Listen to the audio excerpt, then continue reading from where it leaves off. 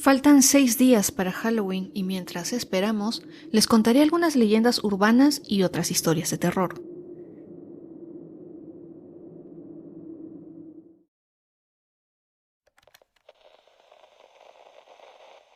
La primera historia se titula La Dama Desaparecida y se publicó en el libro Tened miedo, mucho miedo, el libro de las leyendas urbanas de terror de Jan Harold Brumband. Tal y como yo oí esta leyenda la primera vez, comenzaba con la llegada a Marsella de una señora inglesa y su joven e inocente hija, una chiquilla de unos 17 años. La madre era la frágil y hermosa viuda de un militar inglés que había estado destinado en la India, y ambas acababan de llegar de Bombay de camino a su hogar en Inglaterra. Sabiendo que al llegar ahí tendría que volver a París para firmar ciertos papeles en relación con el testamento de su marido, decidió en el último minuto cambiar el billete por otro para un vapor a Marsella y dirigirse directamente a París, ver a los abogados y dejar resueltos todos sus asuntos antes de cruzar el canal y asentarse para el resto de sus días en el pueblo de Warwickshire, de donde era natural. París estaba tan abarrotado por la exposición internacional que se consideraron afortunadas cuando el chofer las dejó en el Hotel Crillon y comprobaron que milagrosamente, y gracias al telegrama que habían tenido la precaución de mandar desde Marsella, tenían reservada una habitación, una suite doble con un elegante y espacioso salón que daba a la Place de la Concorde. Ahora desearía que hubieran hecho la reserva en uno de esos hospedajes algo menos lujosos. De haber sido así, yo podría rememorar nombres tales como el Hotel de Jacob o el de Inglaterra, o mejor aún, el Hotel del Universo o el de Portugal. Pero tal como me mandaron la historia, fue en el Crillon donde se hospedaron. Las altas ventanas de su salón asomaban a un balcón con balaustrada de piedra y estaban parcialmente ocultas por tupidos cortinones de terciopelo color ciruela. Como más tarde tendría ocasión de describir una y otra vez la muchacha, las paredes estaban empapeladas en rosa palo. También recordaba la presencia de un sofá de respaldo alto, una mesa ovalada de madera de palo santo y la repisa de la chimenea en la que descansaba un reloj dorado que no funcionaba. La chica se sintió muy aliviada de ver que no necesitarían ir de hotel en busca de una habitación, ya que su madre parecía terriblemente cansada del largo viaje en tren, y en aquel momento presentaba tal palidez que la chica pensó de inmediato en llamar al médico del establecimiento, deseando fervientemente que hablara inglés, ya que ni ella ni su madre hablaban una sola palabra de francés. Cuando llegó el médico, un hombrecillo polvoriento y maloliente, con una cara arrugada que asomaba entre un bosque de guedejas y una tranquilizadora cinta de la Legión de Honor en el ojal de la solapa, hablaba efectivamente un poco de inglés. Tras un largo y serio reconocimiento y algunas preguntas, acostó a la agotada mujer en la habitación previamente oscurecida. Llamó a la chica al salón y le dijo con franqueza que el estado de su madre era grave, que de ninguna manera podían pensar en viajar a Inglaterra al día siguiente, que era mejor que la mañana siguiente la trasladara a un hospital, etcétera, etcétera. Él se encargaría de todos los preparativos. Mientras tanto, pidió a la chica que se acerque enseguida a su casa y le trajera una medicina que le daría su mujer. Ningún farmacéutico podría prepararla con mayor rapidez. Desgraciadamente, el médico vivía en la otra punta de París y no tenía teléfono. Y con París en feria, sería arriesgado confiar en un mensajero. Lo cierto era que ahorrarían tiempo y preocupaciones si pudiera ir ella, provista de una nota para la mujer del médico que él ya estaba escribiendo en francés, apoyado en el escritorio del salón. Ya en el vestíbulo de la planta baja, el director del hotel, tras una nerviosa conversación con el doctor, se puso solidariamente a su servicio. Acompañó en persona a la muchacha hasta un coche y, por lo que ella pudo intuir, le dio unas instrucciones algo confusas al conductor para que la llevara a cierta dirección en la Rue Val de la Grace, cerca del observatorio. Entonces empezó la auténtica agonía de la muchacha, porque aquel desvancijado carruaje se abrió paso como pudo por las calles atestadas, y como más tarde descubriría, se metía con más frecuencia por la dirección equivocada que por la correcta.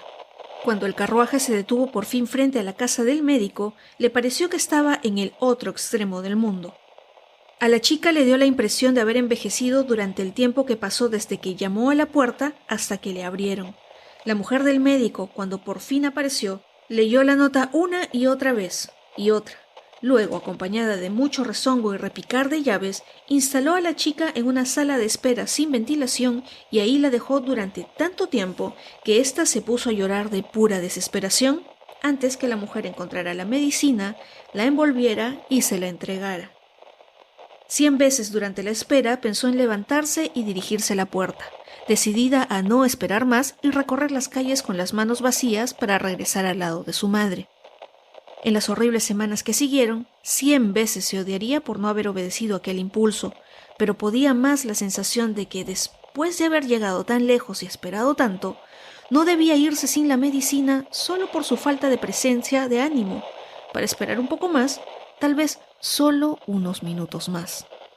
La vuelta al hotel, a paso de caracol, fue otra pesadilla que acabó cuando, ante la pertinaz obstinación del cochero en llevarla a un hotel de la Place Vendôme, saltó del coche e, impelida por el terror más absoluto, pidió ayuda a un joven que por ahí pasaba y cuya ropa de paño y botas le hicieron suponer que se trataba de un compatriota. Y él seguía a su lado cuando 5 minutos después por fin llegaba la muchacha al mostrador del Crillon y pedía su llave, para encontrarse con que el mismo recepcionista que le había entregado la pluma con la que se había registrado aquella misma mañana, la miraba sin expresión y le preguntaba: ¿A quién quiere ver la señorita? Un terror gélido atenazó su corazón al escuchar aquello. De repente, se rindió al pánico que había calificado de ridículo cuando la atacó por primera vez mientras, sentada en la sala de espera de la casa del médico, al otro lado de la ciudad, retorcía su pañuelo.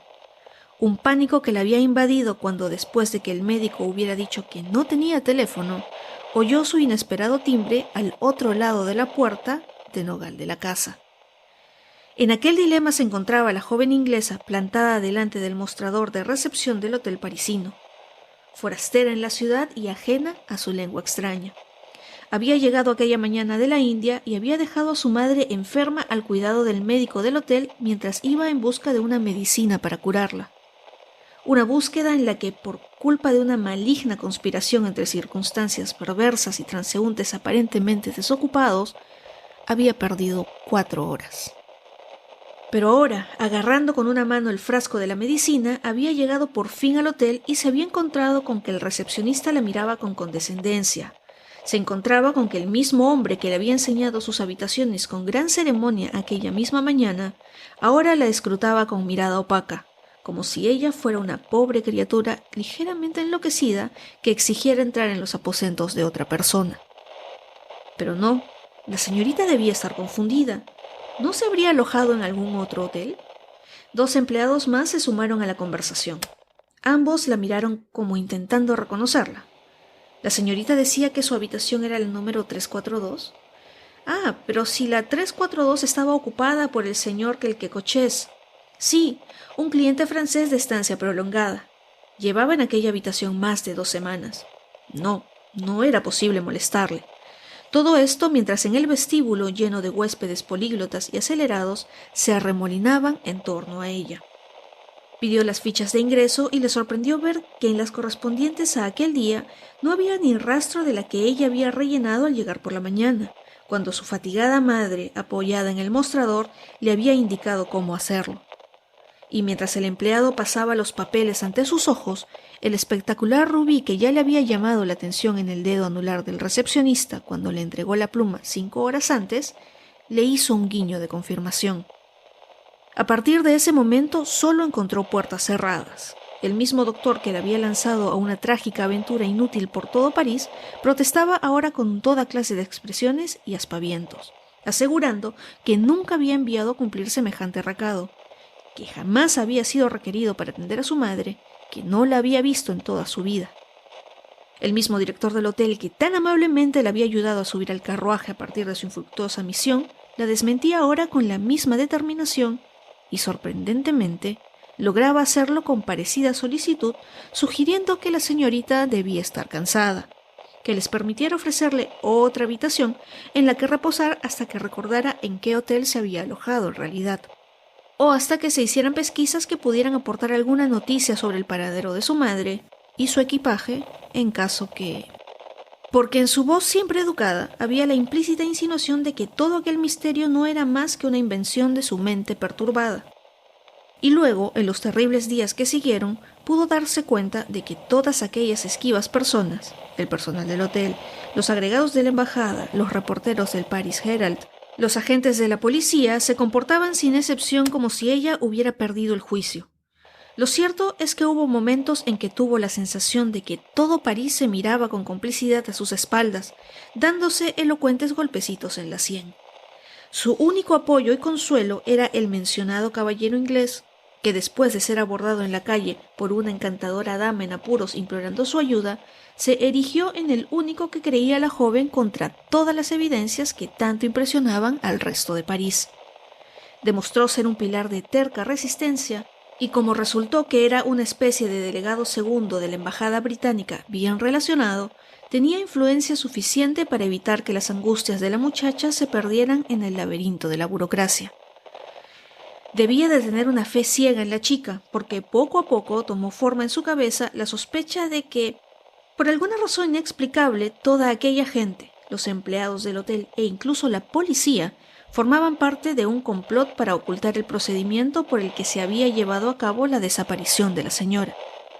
Esta sospecha se hizo más firme cuando, tras un día de retraso, logró que se hiciera una inspección de la habitación 342 y encontró que no había un solo detalle de los que la muchacha tenía grabados en su memoria que no se hubiera alterado.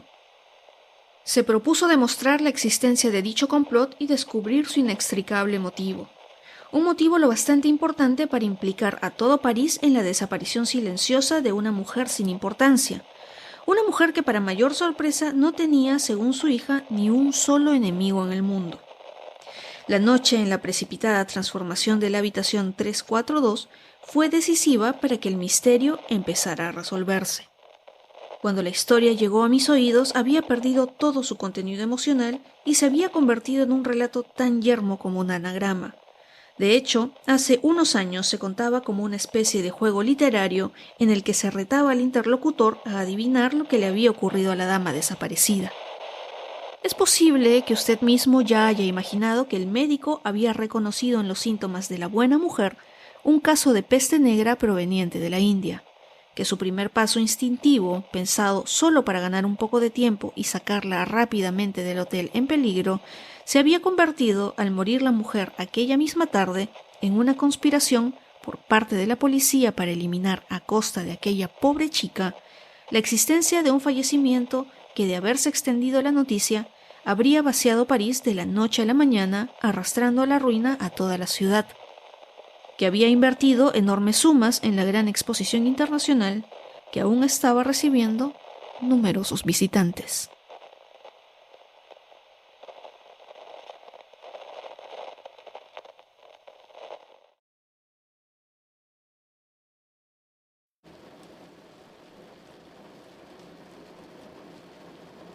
La segunda historia es parte del mismo libro y se titula Sitio para uno más.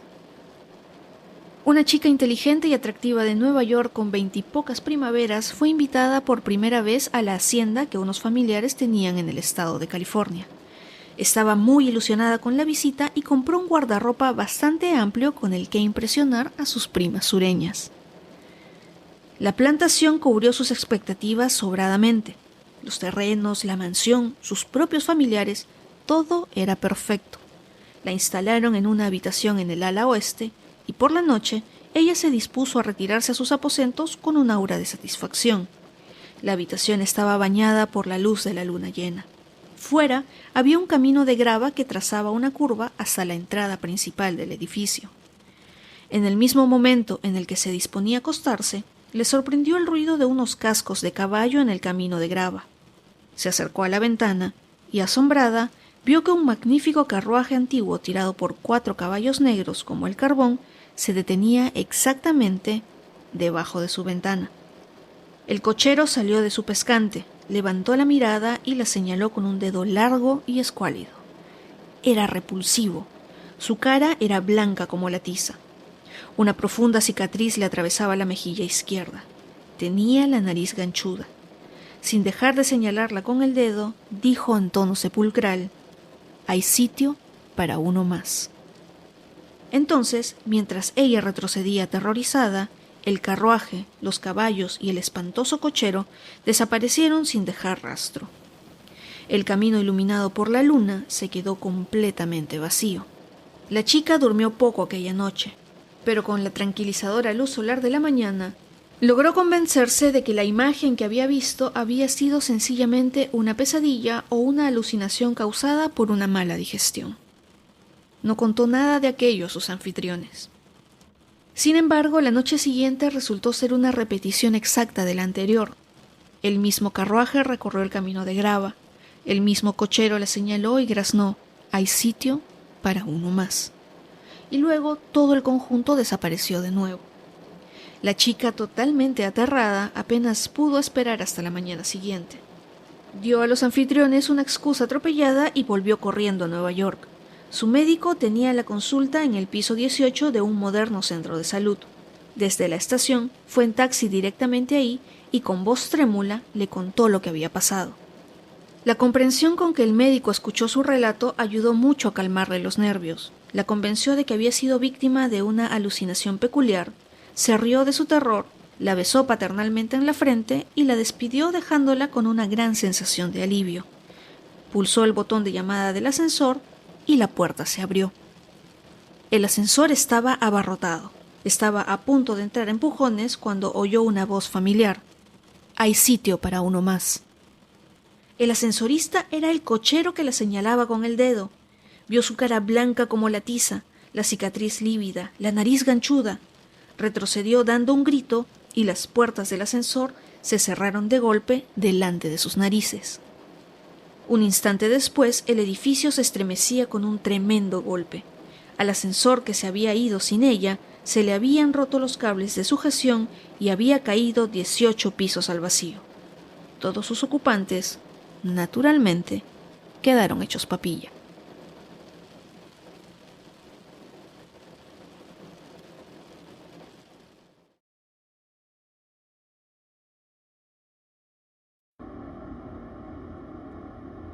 La tercera y última historia del episodio se titula El vestido envenenado y también forma parte del libro de Jan Brunvall.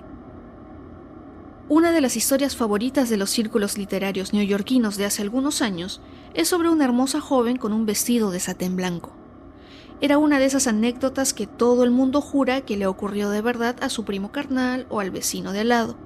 Y varios de los narradores se molestaron mucho cuando se les informó que los primos de otras personas confesaban haber pasado por la misma experiencia unas semanas antes.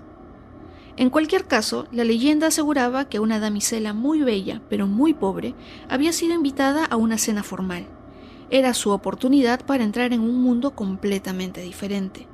Pudiera ser que algún joven adinerado se enamorara de ella y la liberara de una vida de trabajo en una fábrica de cajas de cartón.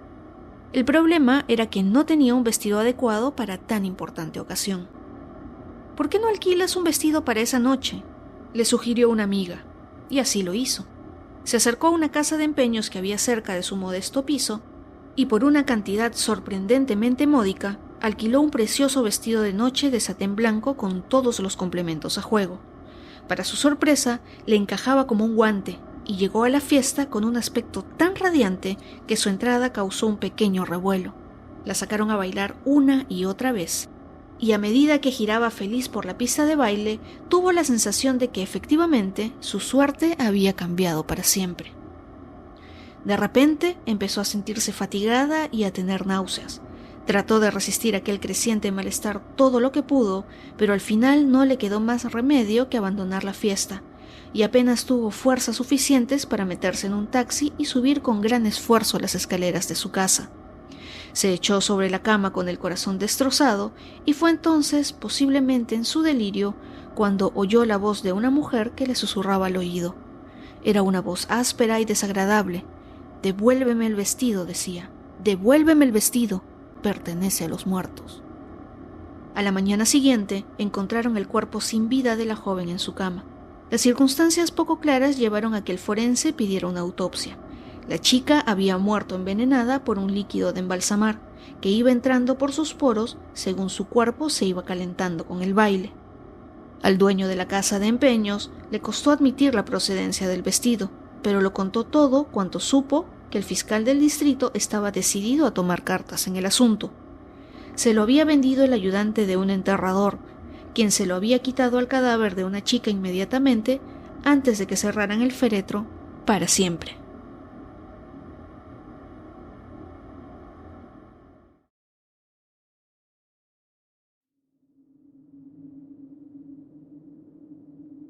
Eso fue todo por el día 1 de la semana especial de Halloween. Nos encontramos mañana con más historias y leyendas urbanas.